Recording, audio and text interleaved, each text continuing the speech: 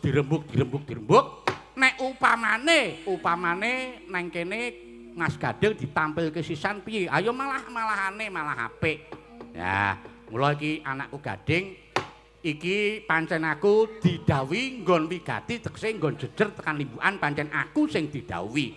Terus anakku Gading mengko bagian sabetan bar limbukan tekan ngarepe goro-goro. Terus ana susulan meneh gandeng iki putuku utawa iki Mbak Lintang Kairo ki sesuk bengi kuwi tanggal 21 ki dilalah pas bintang tamu ning daerah Pucung Wukir Sari. Heeh. Rene Mbak Lintang Kairo karo warga laras ya caket karo Mas Gading ya caket mula dirembuki sisan sing biasane kuwi hargane semene khusus dienggo Trimanunggal Mbak Lintang Kairo ya separuh harga. Iya, iki ya mergo saka gedene srawunge Mas Zahroni ya. Mula ya awak dhewe sing penting nang kene nderek memuji anane diadani merti dusun Trimanunggal iki njaten manukan lan kunden iki sing disuwun ya nak ya muga-muga taun sing bakal lumaku iki kabeh kebak berkah sing padha among tani ya padha wekel nggone pangulan tetanen pokoke kabeh pinaringan rejeki ingkang linangkung lan para warga uga padha sengkut gumregut nggone tumandang karya lan warga sing lenggah ana ing Trimanunggal kene kabeh pinaringan kabagas warasan ya lan utamane para among tani muga-muga didohna saka suker sakit didohna saka ama wereng utamane nang kene mau aku dikandhani karo Mas Zahroni jare kene iki tetandurane sok diserang karo ama tikus muga-muga anane diadani merti dusun kabeh melu nyuwun muga-muga terus ilang ama wereng kuwi ya lan sing baku meneh kerukunan guyub rukun gotong royong bandol rompol kudu tansah dijaga muga-muga bisa andayanana kaberkahan kaendahan kabagyan lan kanugrahan tumraping warga Trimanunggal jaten manukan kunden desane Sayareja sukses selalu.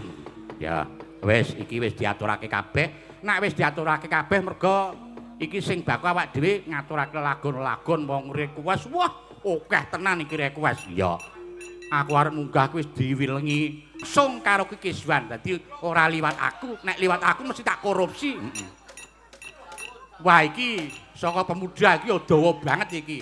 Pemuda Ikareja nyuwun 1 Liwung Guprastiwi 2 ande tak terpisah 2 sinarengan meneh ana meneh ayang-ayang terus tombo kangen memanikmu saking parkiran meneh saking parkiran tak berdaya terus katresnan sejati asmara nula salahmu sendiri rindunya hatiku rewangan ana meneh rewang lestari gubuk asmara lali janjine caping gunung kerinduan segara madu dadi wayangan bengi pokoke nembang terus iya nek kira-kira ora iso dipinangkani ya kon nyetel kaset wae akeh banget iki iya mula iki dienggo lagu pambuka iki gandeng panjenengane luwih utamane iki panitia ngresake nyuwun lagon pepeling Mbak Lintang Kairo gandeng ya iki dibantu karo Mbak Lintang Kairo supaya jumeneng mongko iki ana request khusus Mbak Lintang Kairo karo Mas Gading mengko ana request panjenengane Mas Gading karo Mbak Lintang Kairo arep duet ya kuwi sampai inte. Ya sampai inte kuwi lagu romantis mula nembang mengko sing romantis iki mengko Gading karo Kairo kuwi sampai inte ya mengko nggon fragmen kuwi mengko sampai gila. Ayo Mbak Lintang Kairo supaya jumeneng diarep-arep karo sing para lenggah disepote nganggo cauk dirak Mas monggo Lintang Kairo.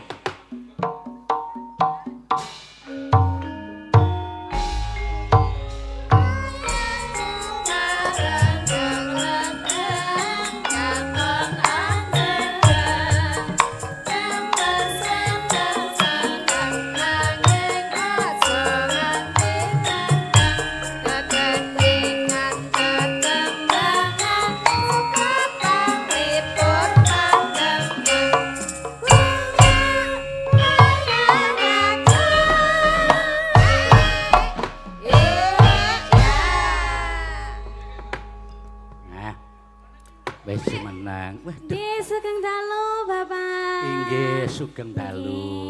Kok panjenengan kok salim rumiyin. Oh, ketoke mau wis salim ya, Oh, nggih salim malih, Bapak. Waduh, Jan. Wah, ya nek isih enom ki tangale alus. Mila to, Bapak. Nggih. Nggih. Nembe sepisan menika nggih. Nembe sepindah menika kepanggih panjenengan. Biyen ketemu nalika semana panjenengan isih cilik banget. Nderek nggih. Pak Seno nak ora kleru biyen almarhum Bapak. nggih ten Blitar napa ten pundi nggih riyen nggih. Datang Blitar nate. Blitar. Terus datang Gresik Surabaya. Panjenengan kok nek ngundang kula kok Bapak.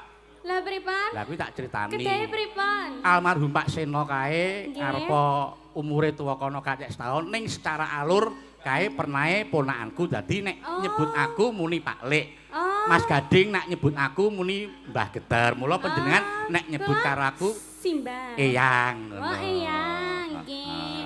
Nggih, Eyang. Grandfather. Grandfather together. Grandfather. Nggih, Bapak. Alhamdulillah sak menika sowan dateng desa pundi? Desa Jaten nggih. Trimanunggal. Oh, Tri kuwi telu, manunggal ki Tiga. siji, telu-telune ngatunggal. oh. Telung desa dadi Tiga telung desa jadi satu. Siji Nggih. Jaten, Jaten. kedua Manukan, sing kaping telu Kunden. Niku kok rada-rada ngoten to namine, Pak? Kok rada piye? Jaten. Maksudku Manukan ki penduduke lanang kabeh ngono. Lah nggih lek kedahe ngoten. Ya ora ming jeneng kuwi ya. Ah nggih. Manukan kalih setunggale wau desa Kunden, Kunden. Wah nggih alhamdulillah dados tunggal tumplek-blek dateng mriki nggih Bapak. Oke, mriki menika nganu kok Mbak Khairul patut diatungi jempol. Wah nggih. Nggih. Istimewa luar biasa sekali. Wong nggih. nyatane kula lan panjenengan lan rencang-rencang Nggih. sadurunge awak dhewe sowan nang kene. Wah, Nggih. sing ngamong tamu ya wis padha samapta, lah tur ya nggih. busana Jawa kabeh. Leres sangat. Terus sing padha jagong ya padha rawuh, tur ya tertib kabeh Lah lho. nggih. Luar biasa sekali. Ini mbak-mbak peladennya juga pakai kebaya nggih Bapak. Nggih. Mas-masnya juga. Mas Sinoman. Nggih. Nggih ugi ngaturaken kagem Bapak Kepala Dusun. Pak Duko. Pak Duko. Pak Duko. Oh, Bapak Duko nggih. Sugeng dalu Bapak. Nggih. Pak Duko ki sing daleme mau dienggo transit mau ki daleme Pak Duko. Oh, wow nggih. Pak Franky juga Anggara. Nggih, masih muda Masih orangnya. muda. Nggih. Nggih, semoga buat Tri Manunggal. nggih manunggal desa menika nggih Bapak. Nggih. Metri Dusun. Mametri dusun Mametri utawa Dusun. Merti desa. Merti desa. dusun. Nggih, semoga sak bibare Merti Dusun sedaya warga masyarakatnya sehat selalu, panjang umur, barokah lancar rezekinipun, ora lokak ning malah kebak nggih Bapak. Amin. Tinebehna saking Sengkala lan Rubeda. Jan, saiki wis pinter banget e. Mbiyen mongko Pripun? jane isih cilik. Saiki panjenengan kelas pira? Kelas tunggal SMA. SMA. Nggih. Wonten SMA 1 Puncu. Pucung niku daerah mana? Daerah Kediri. Oh, daerah Kediri, Jawa Timur nggih. Nggih. Oh, kelas besok kuliah. Kuliah. Badhe wonten pundi? Rencana. Datang Jogja mriki Oh, pareng Jogja Bapak. mriki. Wah, jan Nggih. nyenengke berarti sesuk Insyaallah, insyaallah nggih, iso jenengan ketemu doakan meneh. mawon, nggih, Amin. Heeh. Yo, caos panglipur iki pamulutan akeh banget no. Panjenengan iki di apa ki disuni supaya bawa dandang gula rukun Islam mengko dibake pepeling. Nggih. Nggih. Nggih, dandang gula nggih. Nggih. Dinggo lagu pambuka. Nano neno. Ben dinikmati suarane. Rukun Islam ing lima pan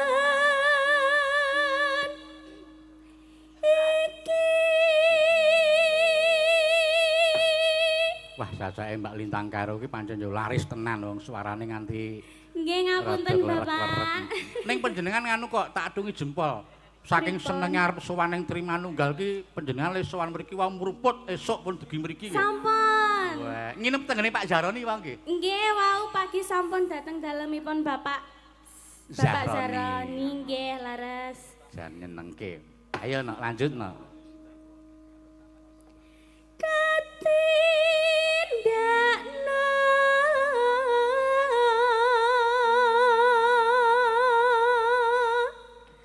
mringepro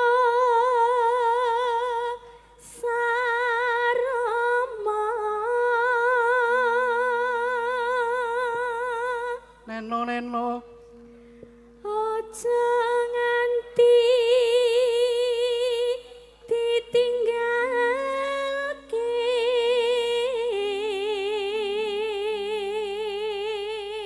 Neno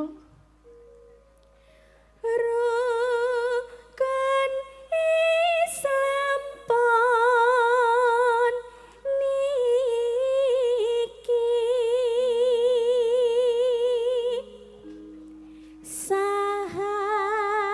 sahadate kang angka siji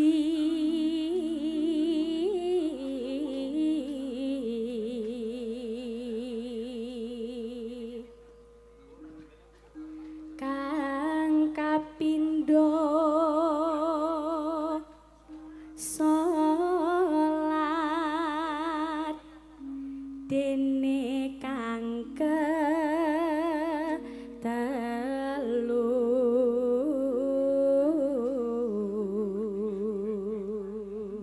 yo iki kejaba layang-layang yo sing liwat WA yo akeh nok. Nggih. Engko dipinangkani mboko siji. nggih lewat HP wonten lewat Nggih. surat wonten Ya wis pokoke kudu diratani mengko. nggih Ya lanjut. Ramadan nindakno poso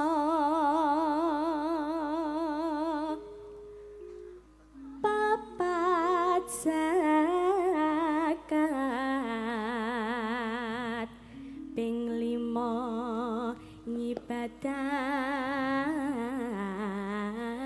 haji Nonano rukun Islam sampurna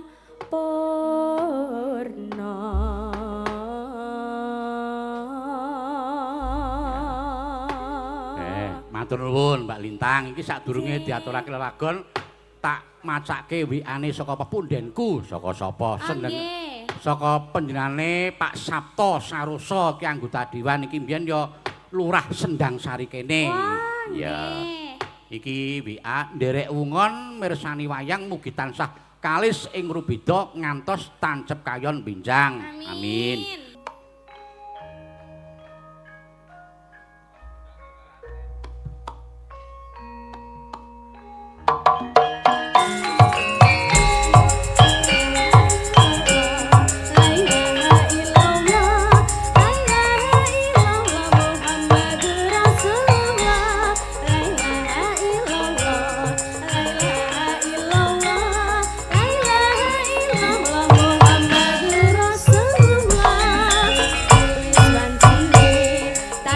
Dielengke wis wancine padha nindakake ajan wis kumandhang wayahe sembahyang netepi wajib dawuhe pangeran salat dadi jaga ing agama limang wektu kudu tansah dijaga kanthi istiqomah lan sing tumanina luwih sampurna yen berjamaah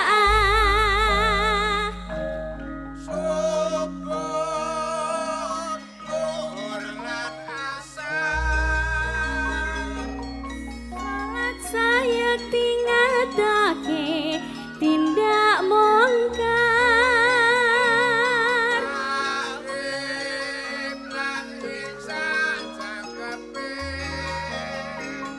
prayogane kita besok